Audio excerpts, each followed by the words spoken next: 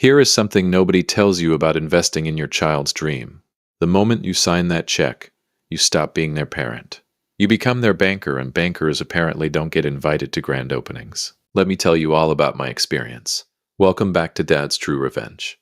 Grab your snacks, get comfortable, and remember, the people in these stories had every chance to behave themselves. They just chose wrong. Drop a comment and be sure to subscribe. You're going to love it here. My name is Walter Ashford. I am 63 years old, retired from 31 years in commercial real estate, and I like to think I have seen every variation of human deception this world has to offer. I have sat across negotiating tables from men who smiled while they robbed you. I have shaken hands with people whose grip was warm and whose intentions were frozen solid. I thought after 3 decades of that, nothing could surprise me anymore. I was wrong. And the person who proved me wrong was a 5'6" woman in a cashmere sweater who called me Dad at Thanksgiving and asked for the salt like she was already planning what to do with my money. But I'm getting ahead of myself. Stay with me. It started, as most disasters do, with a dream that sounded completely reasonable. My son Preston came to me on a Sunday afternoon in March. He sat across from me at the kitchen table, Patricia beside me drying her hands on a dish towel, and he laid out this business plan like he was presenting to the board of a Fortune 500 company. Craft brewery, Pacific Northwest style, tap room, small batch production, local distribution.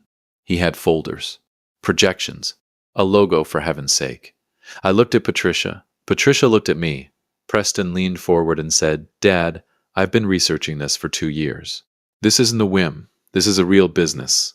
I picked up one of the folders and flipped through it slowly. I said, "Where did you get these projections?" Preston said, "Serena helped me put them together. She has a background in finance. You know that." Not a word. Just a sound. The kind of sound a woman makes when she's being polite but her entire soul is screaming. I had been married to her for 38 years. I spoke that language fluently. I looked at the logo on the front of the folder. It said Ashford & Co. Brewing. I will admit, something moved in my chest when I saw that. My name. My son's ambition. 31 years of work potentially building into something that would outlast me. I said, "How much?" Then I said, "I'll think about it." Now, what I did not tell Preston that afternoon, what I did not tell anyone, was that I had already started thinking about it 3 weeks earlier. Because 3 weeks earlier, Patricia had said something to me that I could not unhear. We had been at Preston and Serena's house for dinner. Serena had made this elaborate lamb dish, candles on the table, the whole performance. And when Preston excused himself to take a phone call, Serena smiled at me across the table and said, "Walter, Preston talks about you constantly. He really wants to make you proud." She tilted her head and said, "This brewery is going to change everything for us, for the whole family." I nodded. I said, "It's a big investment." She held my gaze just a half second too long and said, "You won't regret it." On the drive home, Patricia was quiet for about 10 minutes. Then she said, "She already knows the number." I said, "What number?" Patricia said, "The investment number. Preston hasn't asked you yet, but she already knows what she's asking for." I could see it. The way she was watching you. I did not respond immediately, but I filed it. Right next to the lamb dinner and the candles and the smile that lasted a half second too long. I called Douglas Fitch on a Tuesday morning in April. Douglas and I went to Ohio State together. He is the only man I know who finds tax fraud genuinely entertaining. He answered on the second ring. I said, "Doug, I need a favor." Douglas said, "The last time you said that I spent 4 days auditing a parking garage in Cincinnati. So you'll forgive me if I sigh before I say go ahead." He sighed. Then he said, "Go ahead." I told him about the brewery, about Preston, about Serena, about Patricia's instinct and the half-second smile. Douglas listened without interrupting, which is unusual for him. When I finished, he said, "You want me to look at the business plan?" He said, "Everything is a big word, Walter." I said, "I know what I'm paying you for." He laughed. He said, "Give me 2 weeks." I gave Douglas his 2 weeks. And in the meantime, I played my role perfectly. I called Preston and told him I was in. I watched him go quiet on the phone, that particular silence of a man who cannot believe something he wanted is actually happening. He said, "Dad, really?" I said, "It's a good plan, son. I believe in you." What I did not say was, "I believe in you completely. It's someone else I'm not so sure about." Patricia was standing in the doorway when I hung up. She said, "You're not transferring the money yet, are you?" I said, "Of course not." She said, "Good." Then she went back to her book. 38 years, and she still trusted my instincts even when I hadn't fully explained them. That woman deserves a monument. Douglas called me on a Thursday evening. I knew from his tone in the first 2 seconds that he had found something. Douglas is a man who is almost always dry and almost always bored. That evening, he sounded like a man who had just opened a present he did not expect. He said, "Walter, you're going to want to sit down." I said, "I'm already sitting." He said, "Sit better." I pulled my chair closer to the desk. I said, "Talk to me." Douglas said, "That business plan your daughter-in-law put together? Beautiful document. Professional. Clean projections. Solid market research. Reasonable timelines." He paused, completely disconnected from the actual financial structure she filed with the county. The room got very still. I said, "Say that again." Douglas said, "The business plan she gave your son is a showpiece. What she actually registered, the LLC structure, the operational accounts, the vendor contracts, it tells a completely different story. There's a second account, Walter. Operational expenses are being routed through a holding company that has nothing to do with the brewery." I said, "Whose holding company?" Douglas went quiet for exactly 3 seconds. Then he said, "Fellow by the name of Richardson Hale." I sat back in my chair. I closed my eyes, and I thought about Serena at that dinner table, candles flickering, lamb on the plate, telling me I wouldn't regret it. I said, "Doug, how long have they been setting this up?" He said, "From what I can tell, before Preston ever walked into your kitchen with those folders." I sat at my desk for a long time after that call. The house was quiet. Patricia was upstairs. The clock on the wall ticked the way it always does. Patient, indifferent, keeping time whether you want it to or not. I thought about my son. I thought about the way his voice cracked slightly when I told him I believed in him. And then I picked up the phone and called Pete Harrington. Pete answered in that slow, deliberate way of his, like every word costs him something and he's decided you're worth it. He said, "Walter, it's been a while." I said, "Pete, I need to set up an escrow account, and I need it done quietly." A pause. Then Pete said, "I'll have the paperwork ready by Monday." I hung up. I looked at the clock. I smiled. Not because anything was funny, but because the game had changed, and only one of us knew it yet. If you've made it this far, do us one quick favor. Subscribe. A lot of people watch without ever doing it, but it costs you nothing and means everything to us. Thank you, genuinely. Let me tell you something about being deliberately excluded. It is not the exclusion itself that hurts. It is the performance that surrounds it, the careful construction of reasons, the cheerful tone of voice, the way people look at you like you are supposed to smile and accept it and ask no questions. I have never been good at that last part. It was a Wednesday afternoon when Patricia came to find me in my study. I was reading, or pretending to. Mostly I was thinking about Douglas's phone call, and the name Richardson Hale, and the way a person could build a trap with folders and projections and a logo with your family name on it. Patricia stood in the doorway and said, "Serena called." I looked up, I said, "And?" She said, "The brewery opened." I put my book down very slowly. I said, "When?" Patricia said, 10 days ago. The room was quiet. I let that number sit in the air between us. 10 days. Not a phone call, not a text message, not even a photograph sent casually the way people do when they want to seem like they remembered you as an afterthought. Nothing.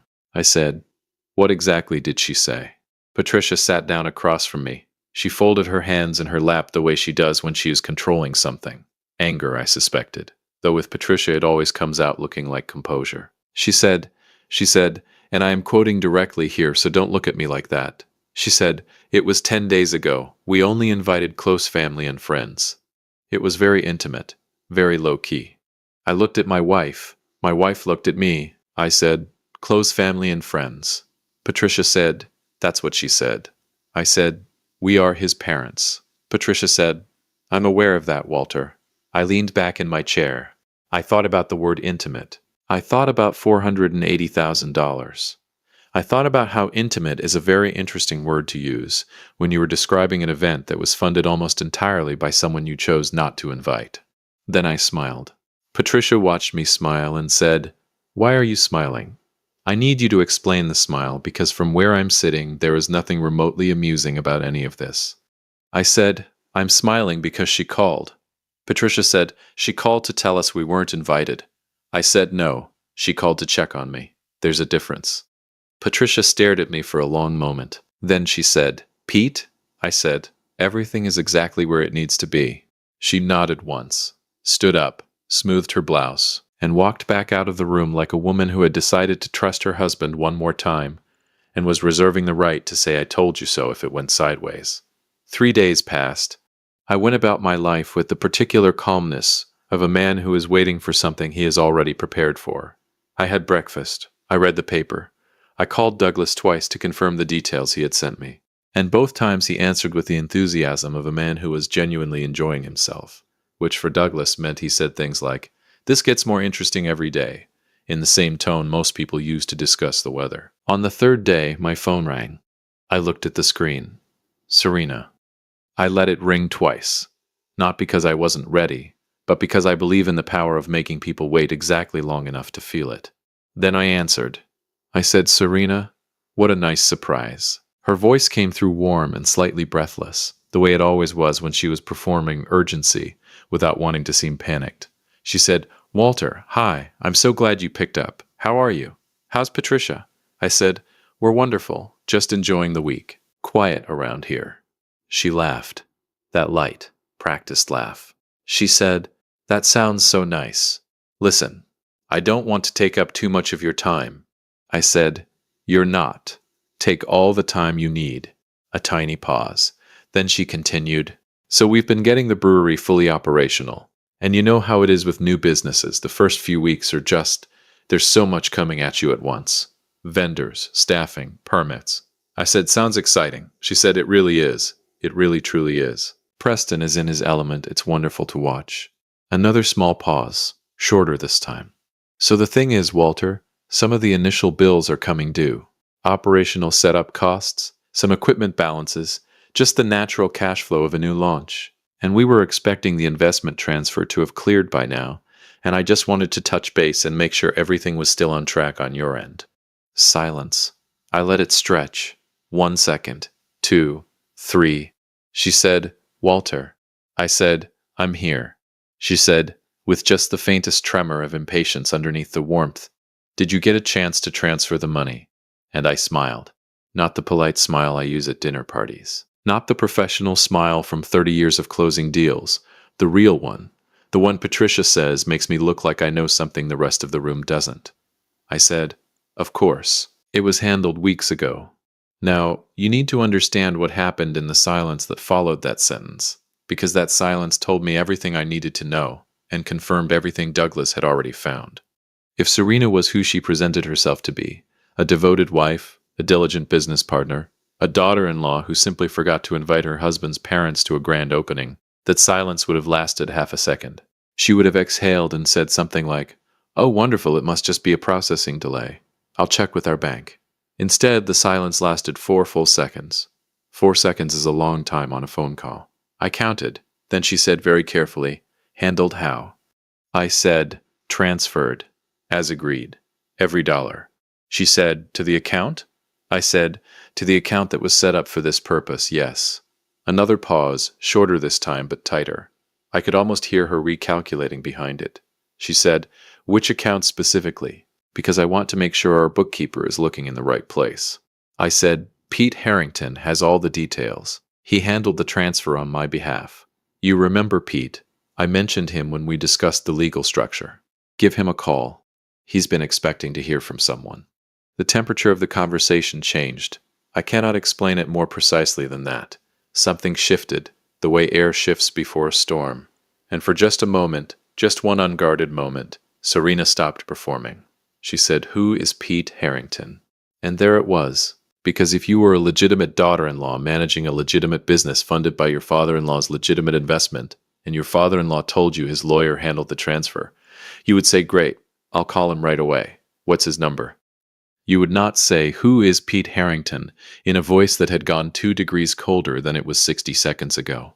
I said very pleasantly, "He's my attorney. Has been for 20 years. Wonderful man. Slow talker, but thorough. You'll like him." She recovered quickly. "I will give her that," she said. "Of course, yes. I'll reach out to him. Do you have a number for him?" I said, tell him Walter sent you. He'll take good care of you. We said our goodbyes with all the warmth of a business transaction, disguised as a family conversation. When I hung up, I sat quietly for a moment. Then I walked to the kitchen where Patricia was making coffee, and I said, she called. Patricia said, without turning around, I know. I could tell by your walk. I said, she's going to call Pete within the hour. Patricia poured 2 cups and handed me one. She said, and what is Pete going to tell her? I said exactly what I told him to. Patricia wrapped both hands around her mug and said, and Preston, when does Preston find out? I looked out the kitchen window at the yard. The oak tree we planted the year Preston was born was thick and solid now, roots deep, branches wide. I had watched that tree for 31 years. I said, soon, but not from Serena, and not before we know exactly how deep this goes. Patricia was quiet for a moment. Then she said very softly, he's going to be devastated. I said, I know that too. We stood there in the kitchen, coffee warm in our hands, the oak tree standing in the yard, and neither of us said what we were both thinking, that some discoveries cannot be unfound, and some loyalties once tested reveal exactly what they were made of all along. My phone buzzed an hour and 17 minutes later. It was Pete. I answered and said, that was fast. Pete, in his slow and deliberate way, said, she called, asked about the account. I told her the funds had been secured in escrow pending verification of the operational structure. I said, how did she take that? Pete paused in that way of his, like he is choosing each word from a very specific shelf. Then he said, she asked what verification meant. I told her it meant we needed to confirm that the registered business accounts matched the investment agreement. She asked how long that would take.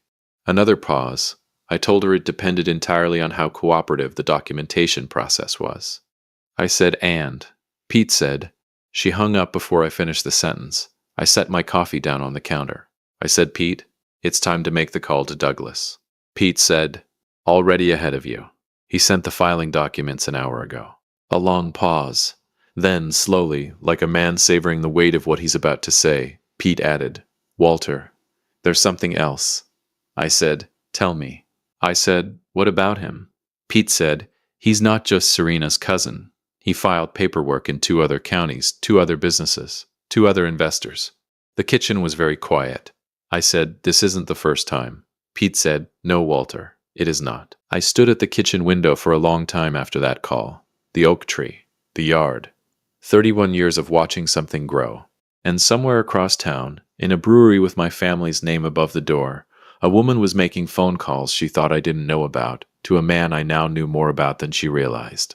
The smile came back. The real one. Because the thing about being a banker instead of a parent, sometimes being the banker is exactly the right position to be in. If you've been listening for a while and want stories like this to keep coming, it really helps if you hit that like button and subscribe. 97% of people never do, but it's what keeps this whole thing running. So thank you for real. There is a particular kind of morning that exists only in the weeks before something enormous happens. The sky looks the same. The coffee tastes the same. The birds outside do whatever birds do, completely indifferent to the fact that somewhere nearby, a carefully constructed lie is about to meet the person who built the trap it walked into. I have always loved those mornings. It was a Friday. Patricia was at the table when I came downstairs. She had her reading glasses on and her coffee in front of her, and she looked up at me the way she has looked up at me for 38 years, like she already knows what I'm about to say and is simply waiting for me to say it. I said, today. She took her glasses off, set them on the table, said Preston too. I said Preston first. She nodded, stood up, refilled her coffee, and said with the quiet devastation of a mother who loves her son completely, make sure he hears it from you gently, Walter. Whatever she did, he still loves her. That part is real, even if nothing else was. I looked at my wife and thought, not for the first time, that the smartest decision I ever made in my life was asking her to marry me in a parking lot outside a Denny's in Columbus, Ohio, in 1986, with $17 in my wallet and nothing to offer but my word. I said, I'll be gentle. She said, you're going to want to be, because the moment he finds out, the gentle part becomes your job, and the fury becomes his, and you need him clear-headed for what comes next. I called Preston at 9 in the morning. He answered on the first ring, the way young men answer when they're busy and distracted and running on the energy of something new. He said, "Dad, hey. Good timing, actually. We just got the tap system fully calibrated. You should come see it sometime. It's incredible." I said, "Preston, I need you to come over." Something in my voice stopped him. I know this because the background noise of the brewery, the clinking, the movement, the low hum of machinery, all of it went quiet, like he had stepped into a separate room. He said, "Is everything okay? Is Mom?" I said, "Mom is fine. Everyone is fine. But I need you to come over, and I need you to come alone." A pause. Then, carefully, "How alone?" I said, "Don't tell Serena you're coming." The silence that followed was the longest one we had shared since the day I told him his grandfather had passed. I could feel him on the other end of the line, turning that sentence over, looking at it from different angles, not wanting to understand what it might mean. He said, "Dad, what's going on?" I said, "Come over, son. I'll explain everything." He arrived 40 minutes later. He came through the front door and into the kitchen, and he looked exactly like what he was. A 34-year-old man who had driven across town with a knot in his stomach that he didn't have a name for yet. Patricia hugged him first, held on a beat longer than usual. Preston let her, which told me the knot had already started to tighten. He sat down at the kitchen table, the same table where he had laid out his folders and his projections and his logo 14 months ago. I sat across from him. Patricia stayed nearby but gave us the room. I did not ease into it. In my experience, easing into devastating news only prolongs the part where the person is confused and shortens the part where they can actually think. So I laid the folder on the table. Douglas's folder. Clean, organized, numbered. I said, before I transferred a single dollar of that investment, I had someone look at everything. Preston looked at the folder. He did not touch it. He said, "What kind of someone?" I said, "Douglas Fitch. You've met him. My college roommate. Forensic accountant." Preston's jaw moved slightly. He said, "You had the business plan audited." I said, "I had everything audited."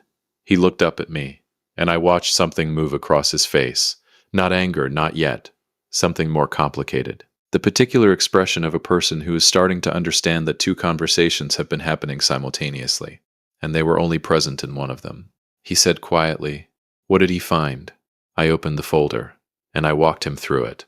Every page. The shell company. The routing of operational funds through Richardson Hale's holding company. The discrepancy between the business plan Serena had presented to Preston and the actual legal and financial structure she had filed independently. The two other counties. The two other investors. The pattern that was older than their marriage and more deliberate than anything Preston had been willing to consider. I spoke slowly.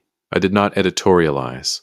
I let the documents do what documents do, which is tell the truth without emotion, which is sometimes the only way truth can be heard.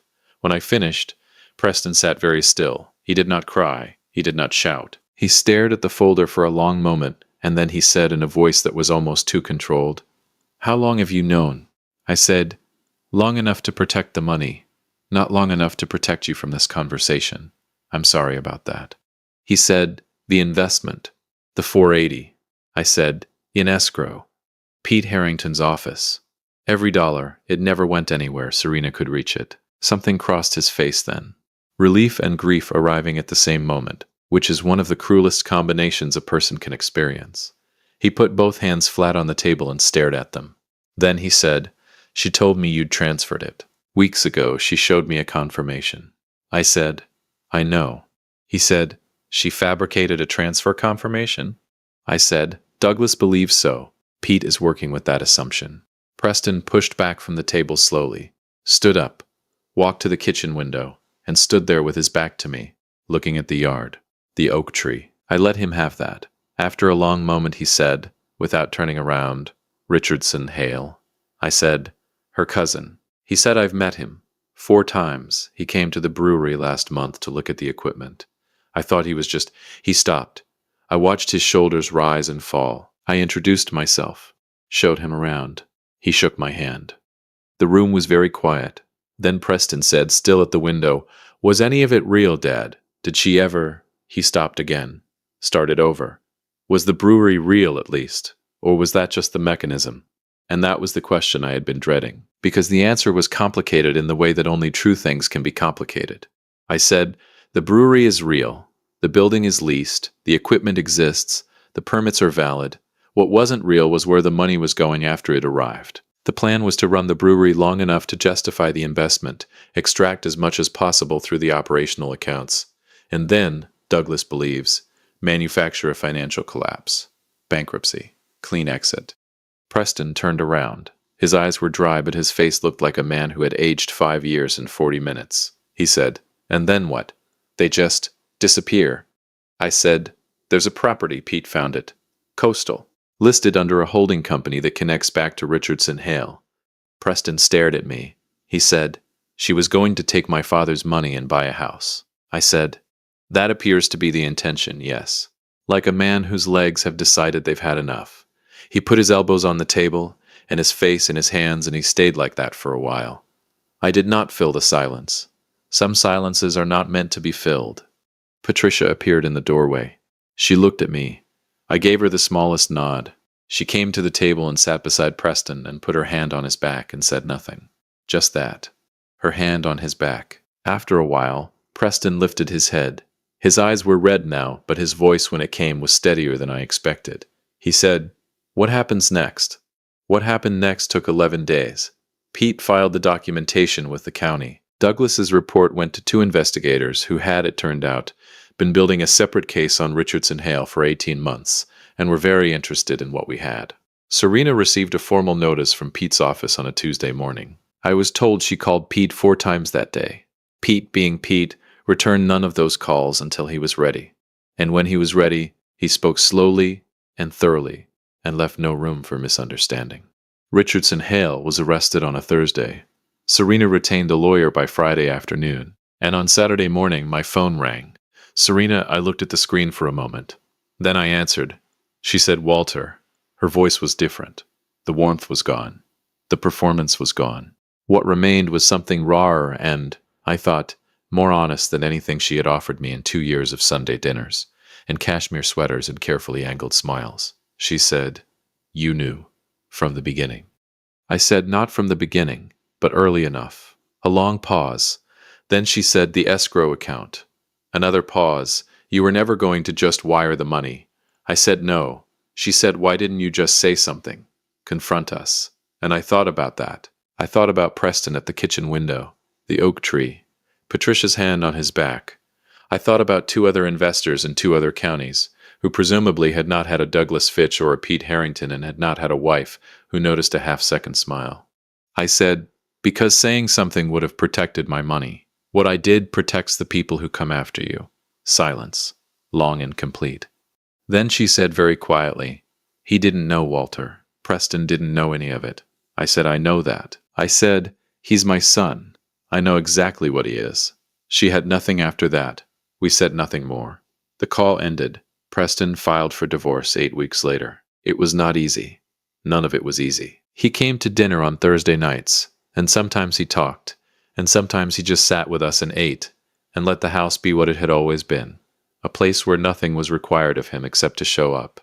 The brewery, as it turned out, was viable, genuinely viable, stripped of the financial architecture Serena had built around it and restructured with Pete's guidance and Douglas's oversight. It had good bones, good location, good product. On a Tuesday in October, on a morning when the sky was doing that particular autumn thing where everything looks cleaner than it has any right to, Preston called me. He said, "Dad, I want to show you something." I drove across town. I parked in front of a building with a sign above the door. The sign said, "Ashford & Co. Brewing." Preston was standing outside waiting for me. He looked like himself again, not the version from the kitchen table, the earlier version, the one with the folders and the projections and the logo. He said, "I know it's not how we planned it. I know a lot happened. But," he stopped, looked up at the sign. "It's still real. It was always going to be real." I stood beside my son on the sidewalk and looked at our name above the door. I said, "Show me the tap system." He laughed. First real laugh I'd heard from him in months. He said, "It's incredible, Dad. I told you." I said, "You did." He held the door open and I walked in. The brewery smelled like grain and wood and something new. The kind of new that has been earned. I looked around the room. The long bar, the high ceilings, the light coming through the windows. And I thought about 14 months of patience. About a forensic accountant who finds fraud genuinely entertaining. about a lawyer who speaks slowly on purpose, about a woman who noticed a half-second smile at a dinner table and trusted her instincts enough to say something. And I thought about the fact that I almost signed that check on a Sunday afternoon without a second thought, because it had my family's name on the logo and my son's hope in his eyes, and sometimes love makes you want to skip the part where you pay attention. Almost. I sat down at the bar. Preston poured 2 glasses and set one in front of me. He raised him. He said to the brewery. I picked up my glass. I looked at my son. I looked at the room. I said to pay attention. We drank. And outside through the window, the October light did what October light always does. It made everything look like it had already survived something. Because it had. If you liked this story, join our community by hitting that like button and subscribing for more real, raw, and family-centered stories. And as always, thank you for being a part of this sphere.